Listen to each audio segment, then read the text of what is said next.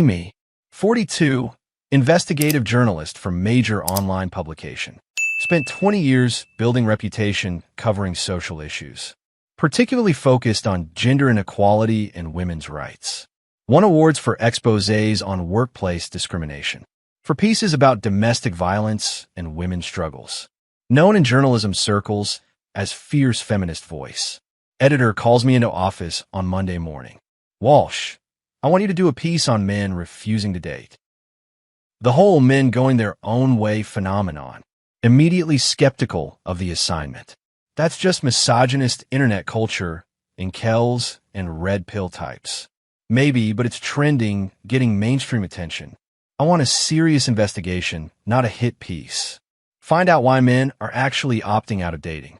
Leave her office with assignment I don't really want. Spend rest of day researching online. Forums, articles, statistics about men avoiding relationships. A lot of it is exactly what I expected. Angry men blaming women for everything. Conspiracy theories about feminism destroying society. But some of it is more thoughtful, more measured. Men explaining rationally why they've chosen to stay single. Decide to approach this like any investigation. With open mind, let the evidence guide the story. Even if I think I already know what I'll find.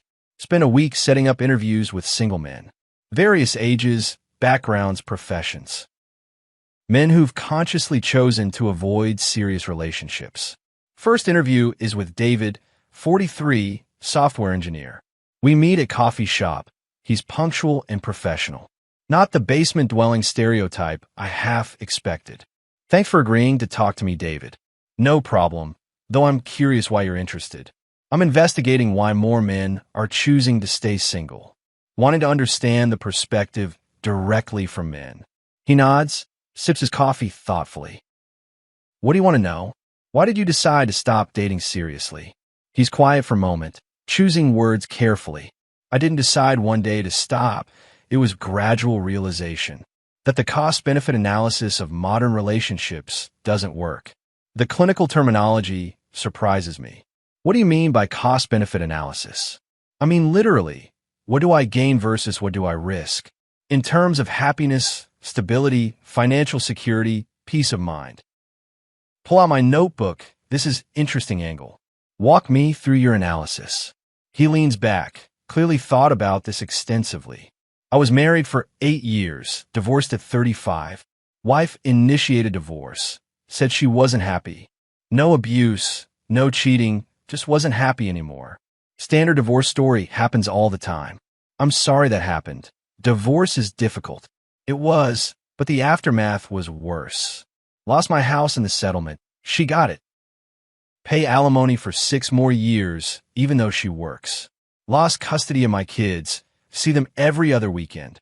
Pay child support, that's 30% of my gross income. The financial details are stark when stated plainly. That sounds incredibly difficult. It destroyed me financially and emotionally for years. Took me until 40 to recover financially. Emotionally, I'm still working on it. He pauses, make sure I'm following. So after that experience, I asked myself, would I ever want to risk that again?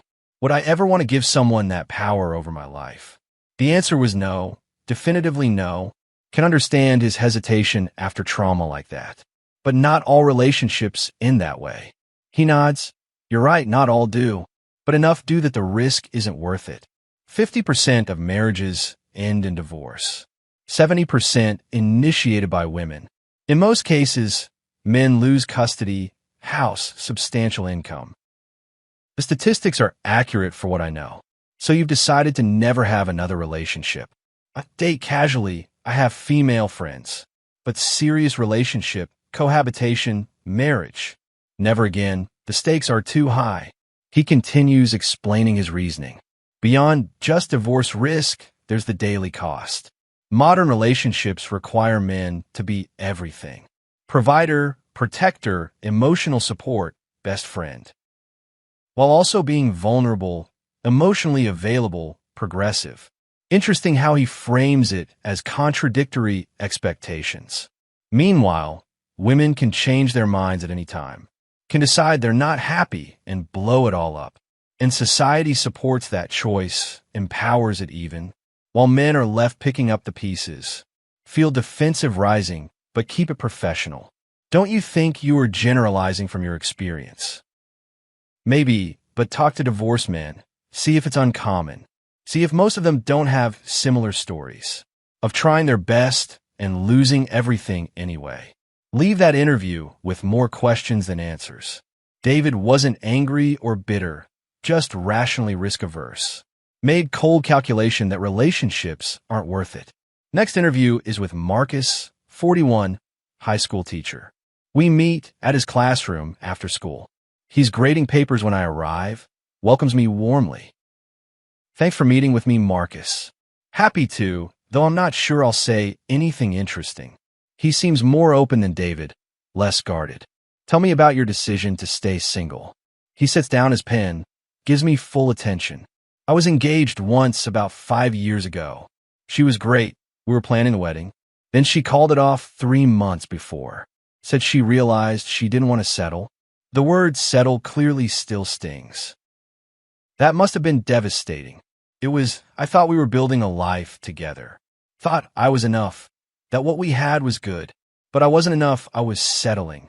Can hear the pain underneath the calm delivery. After that, I dated for a couple years, but kept running into the same pattern. Women comparing me to some ideal that didn't exist. Finding me wanting in various ways. He pulls out his phone, shows me his old dating profiles. I'm 5 feet 9 inches. That's too short for most women online. I make $65K as a teacher. That's not enough for many. I'm passionate about education, but that's not exciting career. I'm stable and kind, but that's boring apparently. The screenshots show harsh rejection messages. Women mocking his height, his salary, his profession. These are pretty brutal, I observe. That's just sample. I have hundreds like that. After a while, you start to internalize the message. That you're not good enough, won't ever be good enough. He locks his phone, puts it away. So I decided to opt out of game. I can't win. Focus on my students, my hobbies, my peace of mind. I'm actually happier now than when I was trying to date. This surprises me. Expected more bitterness. You're not angry about it. I was at first, definitely went through angry phase. But anger is exhausting. Acceptance is peaceful. I accept that modern dating market values things I don't have. And I'm okay with that. My life is good without it. He gestures around his classroom. I make difference in kids' lives every day. I have friends, hobbies, travel when I can. I'm not lonely. I'm just alone. And there's a difference. The contentment in his voice seems genuine. Not cope or denial, but actual peace with his choice. Interview 3 more men over next few days. Robert, 45, construction manager, never married. James, 40, accountant, divorced with kids. Kevin, 44, nurse, engaged once, she cheated. Each has different story, but similar conclusion. That modern relationships are too risky for men. That the expectations are impossible, the stakes too high. That opting out is rational choice, not failure. Back at office, struggling with how to write this. Expected to find misogyny. Found calculated risk assessment. Expected to find anger. Found mostly peace. Expected to find losers. Found functioning men with good lives.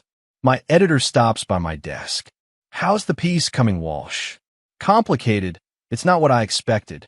Good. That means you're actually investigating. What did you find? Try to summarize the interviews. These men aren't refusing to date out of hatred. They're opting out because they've done cost-benefit analysis and decided the risks outweigh the benefits. Editor nods. Keep going, dig deeper. Interview more men. Get the full picture. Spend next 2 weeks interviewing 20 more men. Ages 35 to 50, various backgrounds and situations. Pattern becomes undeniable. Story emerging clearly. Men are opting out of relationships in large numbers.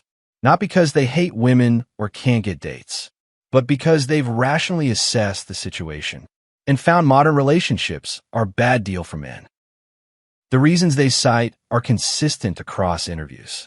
divorce laws that favor women overwhelmingly, custody arrangements that assume mothers are better parents, financial devastation from alimony and child support, false accusation risk in #MeToo era, impossible and contradictory expectations, being judged primarily on height, income, status, the ability for women to end relationship at any time, while men bear most of the consequences. One interview particularly stands out. Thomas, 43, emergency room doctor, successful by any measure, good-looking, educated. Exactly the kind of man who should be married. Why are you single, Thomas? I ask. I choose to be, consciously and deliberately. He's the most articulate of all my interviews. I watched my father destroyed by divorce. Watched him pay for house he couldn't live in, pay for kids he barely saw, work himself to death. All because my mother decided she wasn't happy. Family history influencing his choices. I watched my older brother go through same thing. Lost his kids, his savings, his will to live. He attempted suicide twice, barely survived, because the system crushed him after divorce. The generational trauma is evident. So I decided very young I would never marry, would never give someone that power over my life, would never risk what happened to them. He leans forward, wants me to really understand. I save lives every day in the ER. I make good money. I'm financially stable. I volunteer. I have hobbies. I have friends. My life is full and meaningful without relationship. He pauses, choosing words carefully. But society treats me like I'm broken somehow, like I'm selfish or immature or afraid of commitment, when the truth is I'm just risk-averse and rational. I've seen what happens when relationships fail, and I'm not willing to bet my life on those odds. Asked him the question that's been nagging me. Do you think this is a problem, men opting out? He considers this seriously. It's a problem that modern relationships have become so risky that men are doing this math and choosing to opt out. But the solution isn't to shame men into participating. It's to fix the system that makes opting out rational. This hits me hard, shifts my perspective. What would fixing the system look like? Equal custody by default, not mother preference. Alimony reform. It made sense 50 years ago, not now. Presumption of innocence for accused men. Acknowledgement that men have legitimate concerns, that we're not just disposable resources to be used. Leave that interview completely rattled. Everything he said makes logical sense. Can't refute his reasoning with emotion or ideology. Spend that evening going through all my notes, looking for holes in their arguments, finding few. The pattern is undeniable, the logic is sound. Men are opting out because the incentive structure is broken. Next day, interview women for balance. Friends, colleagues, women I know from activist circles. Ask them about modern dating, what they want in partners. The responses are revealing in different way. I want a man who's successful but not a workaholic, who's masculine but also emotionally vulnerable, who's confident but also willing to be corrected, who earns good money but doesn't define himself by career. The contradictions are stark when listed together. Ask about height requirements, income expectations. Most admit they want men taller than them in heels. Want men who earn same or more than them. Want ambition and drive, but also work-life balance. One friend is particularly honest. I want a man who's my equal or better, who challenges me intellectually and financially, who's a feminist but also takes charge, who's successful but also has time for me. Gently point out the contradictions. That's a very narrow window of acceptable men. She thinks about it, shrugs. I know what I want. Why should I settle? The word settle again, loaded with meaning. What about the men who don't meet those criteria? They can find someone else who wants them. But as my interviews showed, many of them aren't. They're opting out instead of competing for narrow approval. Ask her about her dating life. It's frustrating. Men don't approach anymore. The good ones are either taken or not looking. Dating apps are full of losers. Tell her about my interviews with single men, about the reasons they've opted out. She's immediately defensive. That's just excuse for not being good enough. If they were actually high value, they'd be dating. The dismissiveness bothers me now in a way it didn't before. What if they're high value and choosing not to participate? Then they're intimidated by strong women. Can't win with that logic. Men are wrong either way. Continue researching statistics for the article. What I find supports what the men told me. Marriage rates at historic lows. Men initiating divorce at much lower rates than before. More men living alone by choice than ever before. Surveys showing men find dating exhausting, unrewarding. Birth rates declining as men avoid serious relationships. Studies showing men are happier single than women are. The data contradicts feminist narrative I expected to write. That men are opting out because they're lazy or scared. Instead shows men are making rational choice. Based on risk assessment and cost-benefit analysis. Sit down to write the article, Struggling with Angle. Expected to write about toxic masculinity and male fragility. About men who can't handle strong, independent women. But that's not what the evidence shows. Instead shows system that's become increasingly hostile to men. That offers them few benefits and substantial risks. Where women have all the power in relationships. And men have mostly obligations and potential losses. Write the draft, most honest thing I've ever written. About men who aren't broken or scared or hateful, but are rationally responding to incentive structure. That makes serious relationships bad deal for them. Send it to my editor. Wait nervously for response. She calls me into her office that afternoon. This isn't what I expected, Walsh. I know, it's not what I expected either. But this is what the evidence shows. She's quiet, reading through it again. This is going to be controversial. The feminist community won't like this perspective. They'll say you're giving platform to misogyny. Feel my stomach drop. Career could be affected. Do you think it's misogyny? She's quiet for a long moment. No, I think it's honest journalism. I think you followed the evidence where it led, even when it contradicted your expectations. That's what good journalism is supposed to do. Feel relief and anxiety simultaneously. So you'll run it. Yes, but be prepared for backlash. This challenges a lot of assumptions. Article publishes the following week. Titled, Why Good Men Are Choosing to Stay Single. With subtitle, An Investigation into Men Opting Out of Modern Dating. Response is immediate and polarized. Men flood the comments with gratitude. Finally, someone listened to us. Thank you for taking us seriously. This is exactly what we've been trying to say. Women and feminists flood with anger. This is men's rights propaganda. You're giving platform to misogyny. You've betrayed women and feminism. Colleagues I've worked with for years distance themselves. Friends from activist circles accuse me of selling out. Get called pick-me, traitor, internalized misogyny. But also get messages from women who relate. Who've noticed men they wanted weren't interested. Who've seen quality men choosing to stay single. Who've wondered why and now understand. One message particularly stands out. From a woman, 38, raw honesty in her words. I'm one of the women you described.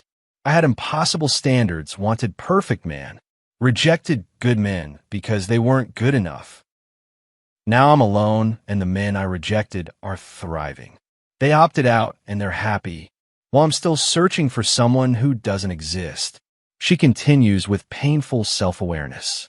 Your article made me realize I was the problem. Not the men who weren't enough, but my expectations. The entitlement I felt to perfect partner, while offering nothing but my presence in return. Get dozens of similar messages from women, admitting they've priced themselves out of market. That the men they want have opted out, and the men still trying aren't what they want. Thomas, the ER doctor, emails me. Thank you for listening and for honest reporting. Most journalists come in with predetermined narrative. You actually heard us and reported what we said. That's rare and appreciated. He includes a postscript. The response to your article proves our point. Men's concerns are dismissed as misogyny. Our rational choices are called fragility. This is why we opt out. Nobody listens anyway. 3 months after article publishes. My editor assigns me a follow-up. The first piece was about why men opt out. Now, investigate the consequences, societal impact. Spend next month researching and interviewing. What I find is sobering picture of future. Birth rates declining, marriage rates plummeting. Women unable to find partners who meet standards. Men content with single lives, no interest in changing.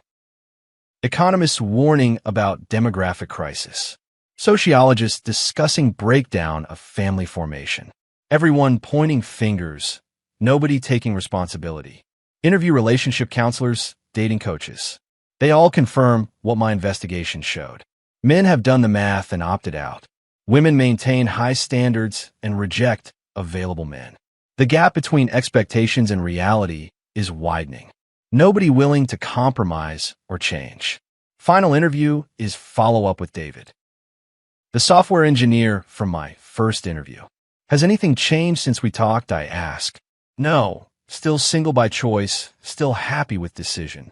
Do you see yourself ever changing your mind? He thinks about it carefully. Only if the fundamental dynamics change. If custody laws became equal, if divorce wasn't financial devastation, if men weren't presumed guilty of everything, if we were valued for more than wallet and utility. He pauses, then continues. But that's not happening. If anything, it's getting worse. So no, I don't see myself changing my mind. This is my life now, and I've made peace with it. Ask him one final question. Are you happy? Genuinely happy? He smiles, genuine warmth. Happier than I was when married, yes. Happier than when I was dating and being rejected, definitely. It's not the life society says I should want, but it's the life that works for me. Write the follow-up article, even more controversial, about how societal changes have made men opt out, about how women's standards have priced them out, about how neither side is willing to compromise, about impending demographic crisis nobody wants to address. Get more backlash, lose more friends, but also get more messages from both men and women, thanking me for honest reporting, for saying what nobody else will say, for challenging the narrative even at personal cost. My feminist friends have mostly cut me off, say I've become men's rights activist, that I'm harming women with these articles. But the women messaging me tell different story, of being alone because men opted out, of realizing too late their expectations were unrealistic, of watching good men choose happiness over pursuit. TFW, you expect to write about male fragility and misogyny. TFW, you find rational men making calculated choices. TFW, their cost-benefit analysis is logically sound. TFW, the system really is rigged against men in relationships. TFW, divorce laws and custody arrangements favor women. TFW, men are opting out in record numbers. TFW, they're happier single than married. TFW, women's standards have priced them out of market. TFW, reporting the truth costs you friends and allies. TFW, you realize men's concerns are legitimate and ignored. Still feminist, still believe in equality. Still think women face real discrimination. But now understand men face it too. In different areas, relationship and family law, where they lose custody, assets, income, where they're presumed guilty, disposable, less worthy. The men I interviewed weren't enemies, weren't hateful or bitter or broken, just rational people making choices based on incentive structure that doesn't favor them. And society's response proves their point. Their concerns dismissed as fragility, their choices mocked as failure, their happiness questioned as cope. Instead of listening and fixing system, we shame them for opting out, then wonder why more men leave every day. That's the real story I discovered. Not about broken men who can't handle strong women, but about rational men who've run the numbers and decided modern relationships aren't worth the risk. Can't unsee that truth now. Can't go back to simple narrative. Can only report what I found, even when nobody wants to hear it. That's what journalism is supposed to be. Following evidence wherever it leads, even when it challenges your own beliefs, even when it costs you personally.